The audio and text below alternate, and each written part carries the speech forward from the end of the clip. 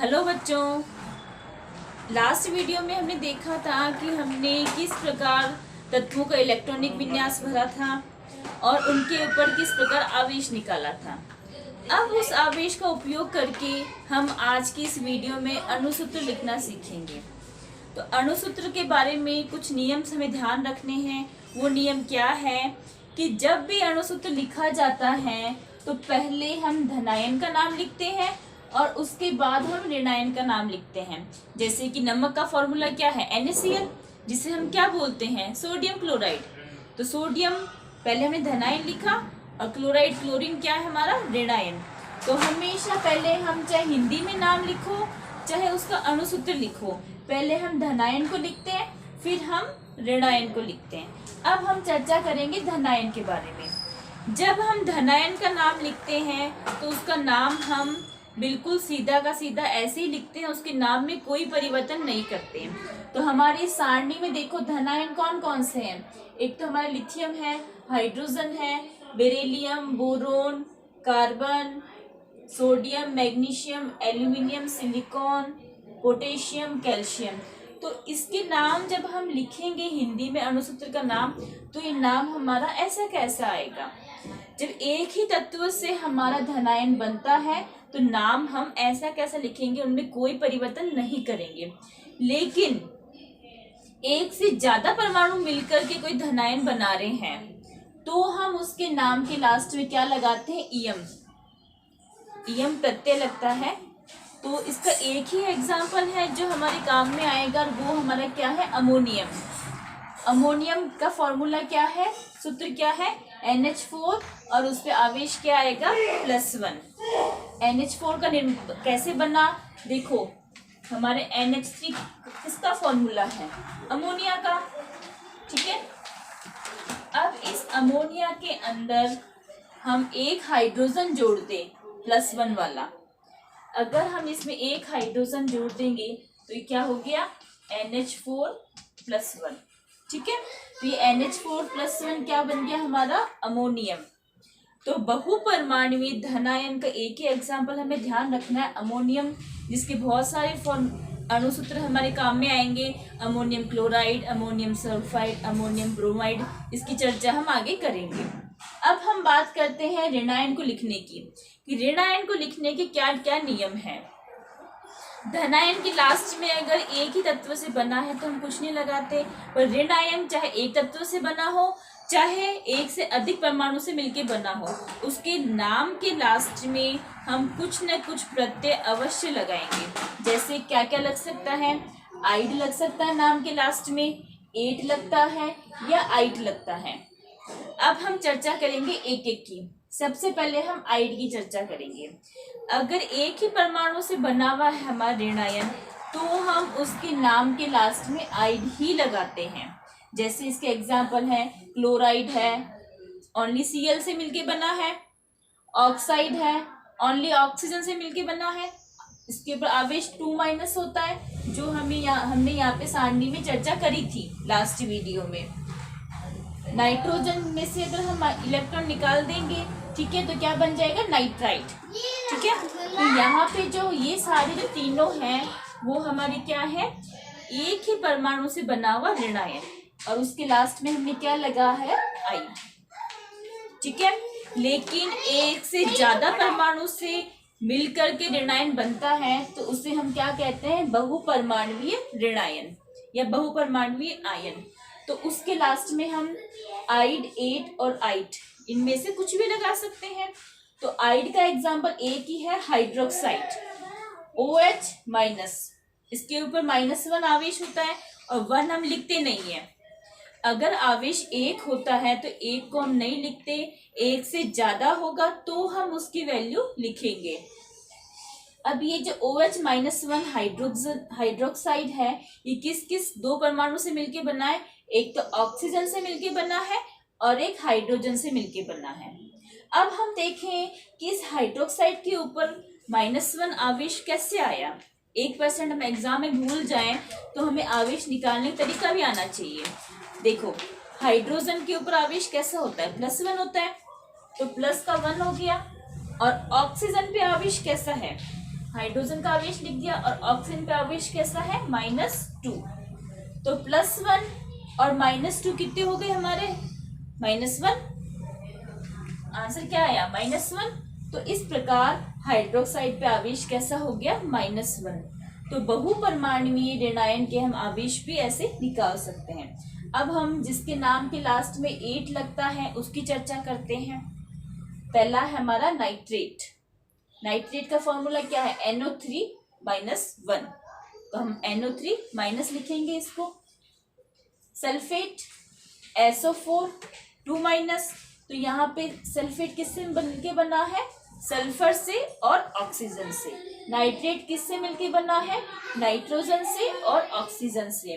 Carbonate का formula क्या है CO3 2-, जो कार्बन से और ऑक्सीजन से मिलके बना है। फॉस्फेट PO4 3-, जो फास्फोरस और ऑक्सीजन से मिलके बना है। बहुपरमाणुवीय ऋणायन में आपको एक बात ध्यान रखनी है कि सारे जो हमारे तत्वों के सिंबल है वो सारे कैपिटल में आएंगे, कोई स्मॉल लेटर में नहीं आएगा। यानी जो हमारा सेकंड लेटर है वो भी हमारा कैपिटल में ही है सभी में। यहाँ पे अमोनिया में भी N भी कैपिटल होगा और H भी कैपिटल होगा। यहाँ पे कार्बोनेट में क्या है C भी कैपिटल होगा, O भी कैपिटल होगा। यहाँ पे हम क्या गलती करते हैं कि एक हमने लास्ट वीडियो में देखा था कोबाल्ट। कोबाल्ट में क्या होता है C और ये O, यानी इसमें जो O है वो स्मॉल लेटर में आएगा क्योंकि ये एक ही परमाणु से मिलके बना है, एक ही परमाणु का तत्व है। लेकिन यहाँ पर ये O क्या है ऑक्सीजन। यहाँ पे O किसको शो कर रहा है ऑक्सीजन को। तो यहाँ पे सारे लेटर्स आपको कैपिटल ही लेने हैं, ठीक है। तो यहाँ पे अपन इसी प्रकार से सभी का आवेश अपन यहाँ पे निकाल सकते हैं। सेम सिचुएशन है। Sulphide SO3 2-। तो सल्फाइड का उपयोग बहुत ही कम होता है। मोस्टली हम आइड और 8 के ही यौगिक काम में लेते हैं। तो एक एग्जांपल हम और देख लेते हैं जिसका हम आवेश निकाल लें, ताकि हमें बाकी आपका ये होमवर्क है कि आप इन सब के आवेश खुद निकालोगे। जैसे कि हम नाइट्रेट का एग्जांपल लेते हैं, ठीक है। तो नाइट्रेट में हम क्या देख रहे हैं नाइट्रोजन और ऑक्सीजन है।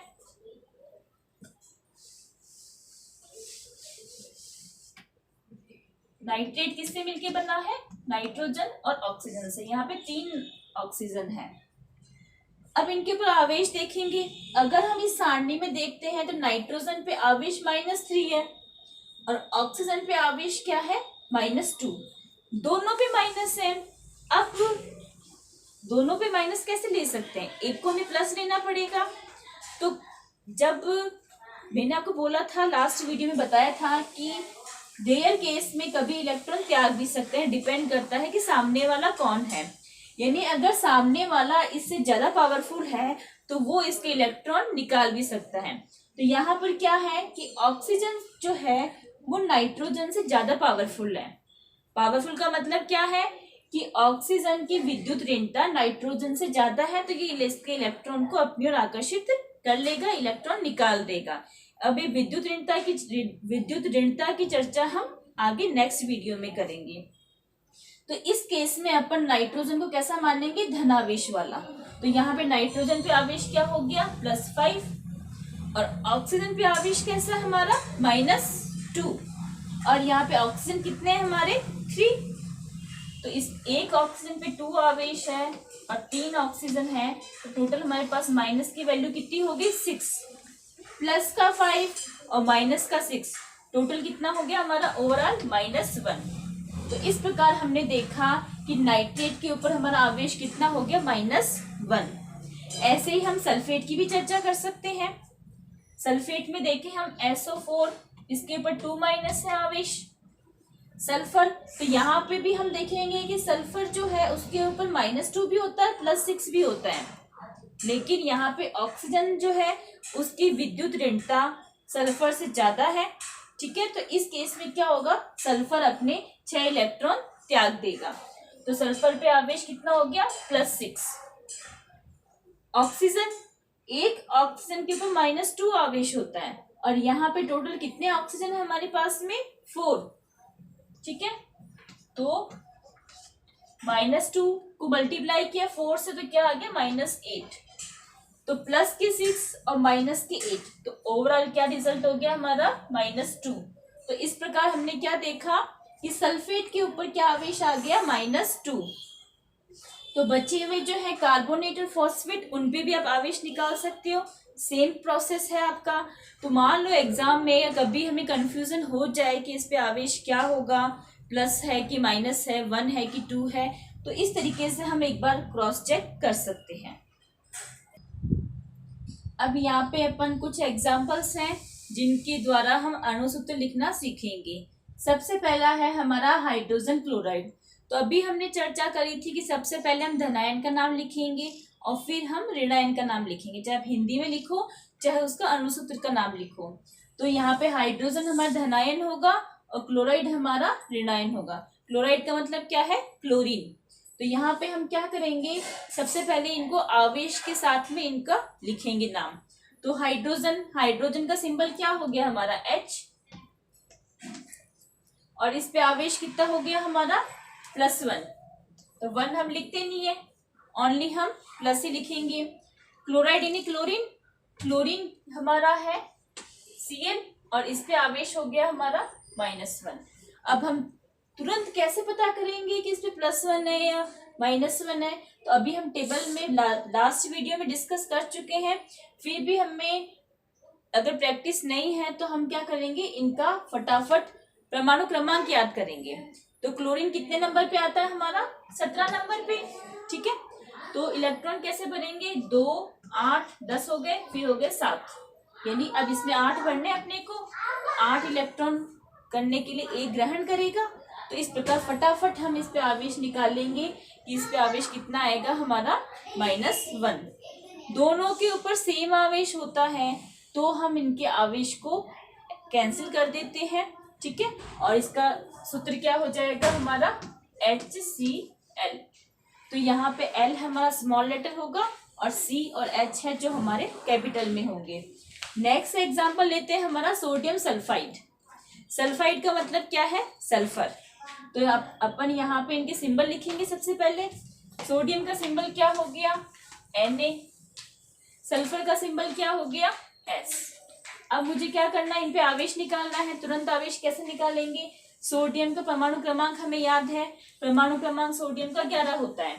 मुझे 11 इलेक्ट्रॉन भरने हैं, तो 2 K में भर दिए, 8 L में भर दिए, पीछे बचा मेरा 1 इलेक्ट्रॉन, 1 मैंने M में भर दिया। अब आयतन कोश में कितने इलेक्ट्रॉन है, 1 इलेक्ट्रॉन है, तो वो 1 त्याग देगा, तो इस पे आवेश कितना हो गया +1। सल्फर की बात करें, सल्फर मेरा 16 नंबर पे है, ठीक है। तो हम इसके इलेक्ट्रॉन भरेंगे 2 8 6। तो आयतन कोश में 6 इलेक्ट्रॉन है, उसे 8 करने हैं, तो 2 ग्रहण करेगा, तो उस पे आवेश क्या हो गया 2-। तो इस प्रकार परमाणु क्रमांक याद हो तो हम इनके ऊपर तुरंत आवेश लिख सकते हैं। फिर हमें क्या करना है कि एक के ऊपर 1 है और एक के ऊपर 2 वैल्यू है।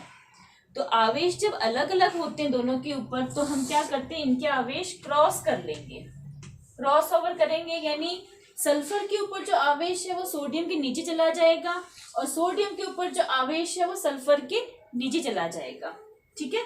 तो क्या बन गया अपने पास में Na2S। Na2S बन गया। इसको अपन दूसरी तरीके से और भी समझ सकते हैं, कैसे कि जब भी कोई अणुसूत्र बनता है या यौगिक बनता है तो उसमें प्लस की वैल्यू और माइनस की वैल्यू बराबर होती है। यौगिक जो होता है वो हमेशा हमारा उदासीन होता है, उसके ऊपर कोई आवेश नहीं होगा। जब उसके ऊपर कोई आवेश हो गया तो यौगिक नहीं बचता है, वो क्या बन गया हमारा आयन बन गया। प्लस का आवेश आएगा धनायन बन जाएगा और माइनस का आवेश आएगा तो ऋणायन बन जाएगा। लेकिन अगर कोई भी आवेश नहीं है, इसका मतलब क्या है, वो यौगिक है और वो उदासीन है। तो यहाँ पे हमारे इसके अंदर प्लस की वैल्यू और माइनस की वैल्यू सेम होगी। अभी अपन देख सकते हैं सोडियम के ऊपर आवेश कितना था +1, ठीक है। यहाँ पे सोडियम कितने हैं, 2 सोडियम है, तो प्लस की वैल्यू कितनी हो गई हमारी 2। तो यहाँ पे प्लस की वैल्यू कितनी हो गई 2। सल्फर के ऊपर आवेश कितना है -2, तो माइनस की वैल्यू कितनी हो गई 2। तो यहाँ देख रहे हैं कि प्लस की वैल्यू भी 2 है और माइनस की वैल्यू भी 2 है। तो इसी प्रकार हर यौगिक के अंदर प्लस और माइनस बराबर होंगे। जैसे हम नेक्स्ट यौगिक की चर्चा करते हैं, मैग्नीशियम क्लोराइड। तो यहाँ पे इनके फाइनल में लिख देती हूँ, इसका है HCl, इसका है Na2S। अब हम चर्चा करेंगे मैग्नीशियम क्लोराइड की। मैग्नीशियम का सिंबल क्या है? Mg। मैग्नीशियम हमारा धनायन है, हमारा पहले लिखा हुआ है। क्लोराइड, क्लोराइड का मतलब क्या है? क्लोरीन। क्लोरीन है हमारा Cl। क्लोरीन के ऊपर अभी अपन ने देखा था 17 नंबर पे है, आवेश हमारा -1 होता है, तो माइनस लिख दिया। अब मैग्नीशियम के ऊपर आवेश कितना होता है, कैसे पता करेंगे? सारणी में हमने डिस्कस किया है, लेकिन फिर भी इजी वे में कैसे मालूम कर सकते हैं कि मैग्नीशियम का परमाणु क्रमांक कितना है? 12 नंबर पे आ रहा है। अब 12 इलेक्ट्रॉन भरने हैं इसमें, तो कैसे भरेंगे? 2 8 2 भर दी 12 इलेक्ट्रॉन। बाह्यतम कोश में 2 इलेक्ट्रॉन है, तो ये 2 इलेक्ट्रॉन ये त्याग देगा, तो इस पर आवेश कितना हो गया? 2+। अब इसके आवेश हम क्रॉस कर देंगे, यानी मैग्नीशियम का आवेश क्लोरीन के नीचे चला जाएगा और क्लोरीन का आवेश मैग्नीशियम के नीचे आ जाएगा। तो हमारा फॉर्मूला क्या, इसका अनुसूत्र क्या बन गया? MgCl2। तो यहाँ पे G भी हमारा स्मॉल लेटर में होगा और L भी हमारा स्मॉल में होगा। तो मैग्नीशियम क्लोराइड का अणुसूत्र क्या हो गया? MgCl2। नेक्स्ट आता है एल्यूमिनियम ऑक्साइड। एल्यूमिनियम का सिंबल लिखेंगे। एल्यूमिनियम का सिंबल क्या होता है हमारा? Al। और ऑक्साइड का मतलब क्या है? ऑक्सीजन। और ऑक्सीजन हमारा ऋणायन है, क्योंकि सेकंड नंबर पे लिखा है हमने, और ऋणायन के लास्ट में हम आइड लगा सकते हैं, तो ऑक्सीजन हमारा ऋणायन है। अब हम इनके आवेश लिखेंगे। अभी हमें आवेश नहीं पता है, हम कैसे पता करेंगे? एल्यूमिनियम हमारा आता है 13 नंबर पे, 13 इलेक्ट्रॉन भरने हैं मुझे, तो कैसे भरूंगी? 2 8 3। बाह्यतम कोश में 3 इलेक्ट्रॉन है, 3 वो त्याग देगा इजीली, तो इस पे आवेश क्या हो गया? 3+।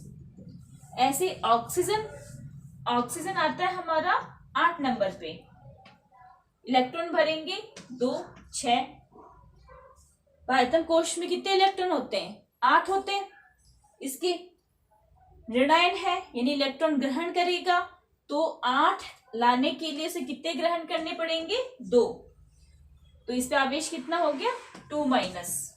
अब क्या करेंगे? दोनों पर आवेश अलग अलग है, तो क्रॉस करेंगे, यानी 2 इसके नीचे आ जाएगा और 3 इसके नीचे आ जाएगा। तो एल्यूमिनियम ऑक्साइड का हमारा अणुसूत्र क्या बन गया? Al2O3। इसको हम चेक करते हैं, प्लस और माइनस बराबर है। एक एल्यूमिनियम के ऊपर आवेश कितना होता है? +3।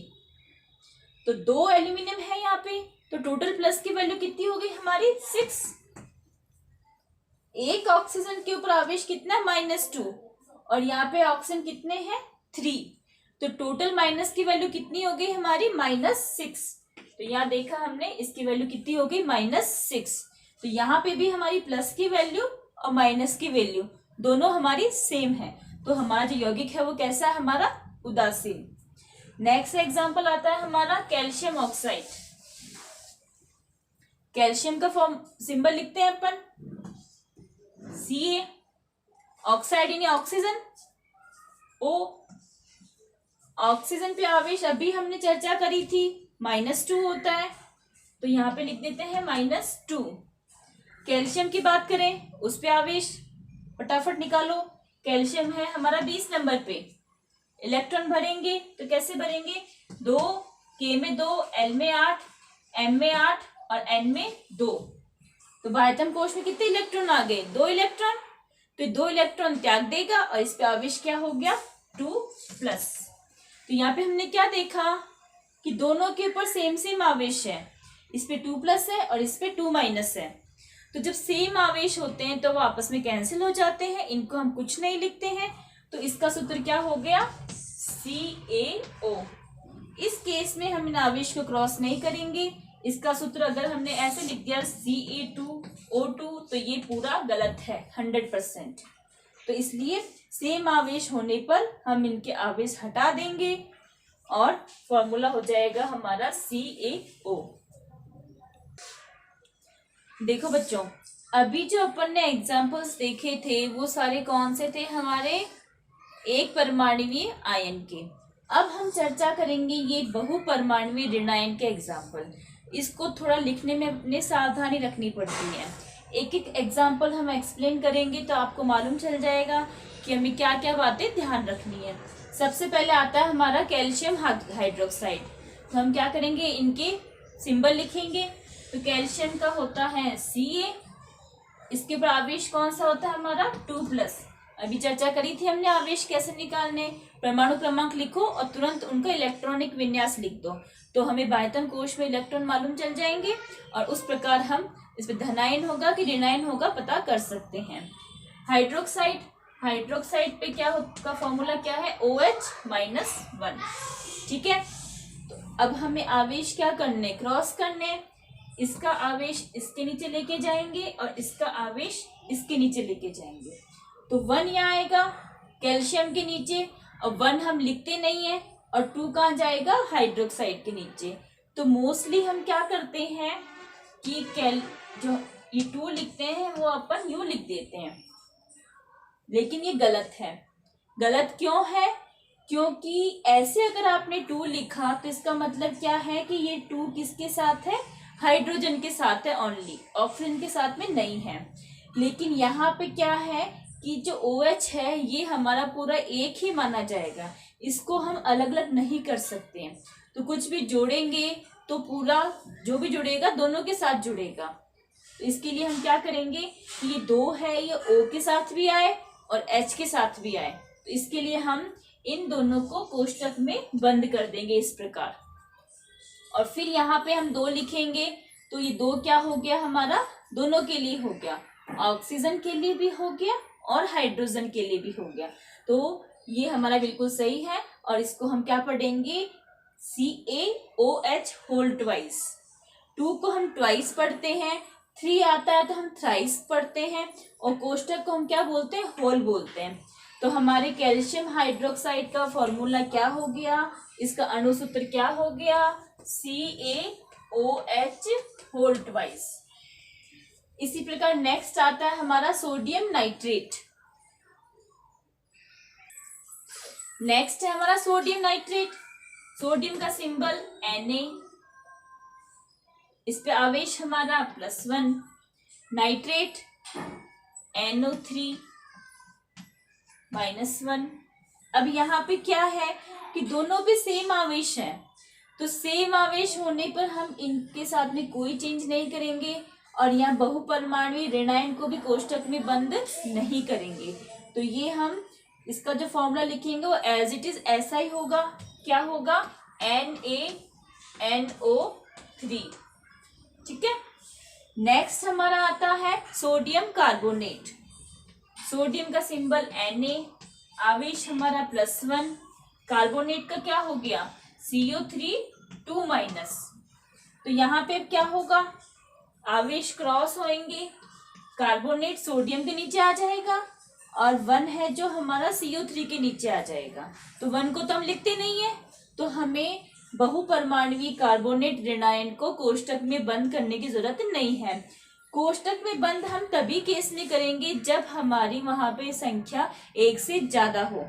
अगर 1 होगी तो हम कोष्टक में बंद नहीं करेंगे। तो यहाँ पे जब ये +1 आवेश का 1 नीचे जाएगा तो CO3 को आप कोष्टक में बंद नहीं करोगे। तो फॉर्मूला क्या बन गया हमारा? Na2CO3। तो सोडियम कार्बोनेट का सूत्र क्या हो गया? Na2CO3। नेक्स्ट आता है हमारा अमोनियम सल्फेट। अमोनियम का सूत्र क्या होता है? NH4+1। सल्फेट क्या हो गया? SO4 2-। आवेश क्रॉस करेंगे, 2 यहाँ आ जाएगा, 1 वहां जाएगा, 1 इधर जाएगा, तो सल्फेट को कोष्टक में बंद करने की जरूरत नहीं है। लेकिन 2 यहाँ पे आएगा तो अमोनियम को हम कोष्टक में बंद करेंगे। क्यों करेंगे? क्योंकि अमोनिया हमारा बहुपरमाणुवीय धन आयन है। ठीक है, अगर हमने इसको कोष्टक में बंद नहीं किया, 4 यहाँ आ गया, 2 ऐसे लिख दिया, तो ये क्या हो गया? हाइड्रोजन हमारे 42 हो गए और ये 42 किसके लिए हो गए? ओनली हाइड्रोजन के लिए, नाइट्रोजन के लिए नहीं हुए, जबकि नाइट्रोजन और हाइड्रोजन यहाँ पे एक साथ ही होगा, इसलिए हम यहाँ पर इसको कोष्टक में बंद करेंगे। तो फॉर्मूला क्या बन गया? NH4 whole twice SO4। Last हमारा आता है मैग्नीशियम फॉस्फेट। मैग्नीशियम का सूत्र हमारा क्या है? Mg। आवेश है हमारा 2+, फॉस्फेट का क्या होगा? PO4 3-। अब आवेश क्रॉस कर देंगे, 3 यहाँ आ जाएगा, 2 वहां चला जाएगा, तो यहाँ पे 3 यहाँ लिखेंगे, ठीक है। Mg3 PO कोष्टक भी बंद करेंगे क्योंकि बहुपरमाणुवीय ऋण आयन है, और यहाँ पे 2। मैग्नीशियम जो है वो एक परमाणु है, इसलिए हमने इसको कोष्टक में बंद नहीं करा है। कोष्टक में बंद ओनली अपन बहुपरमाणुवीय आयन को ही करेंगे। तो मैग्नीशियम फॉस्फेट का फॉर्मूला क्या हो गया? Mg3PO4 whole twice. बच्चों अभी अपने अणुसूत्र लिखना सीखा, काफी सारे उसके एग्जाम्पल भी डिस्कस किए थे। अब यहाँ मैंने कुछ 5 एग्जाम्पल लिखे हैं जिसका आंसर आपको मेरे को कमेंट बॉक्स में कमेंट करके बताना है, ठीक है। तो आपको मेरा वीडियो कैसा लगा? लाइक कीजिए, शेयर कीजिए और अधिक से अधिक बच्चों को भेजिए ताकि उनको भी ये वीडियो का फायदा मिल सके। और मेरे चैनल को सब्सक्राइब कीजिए। मेरे चैनल का नाम है दीपा स्वामी। धन्यवाद।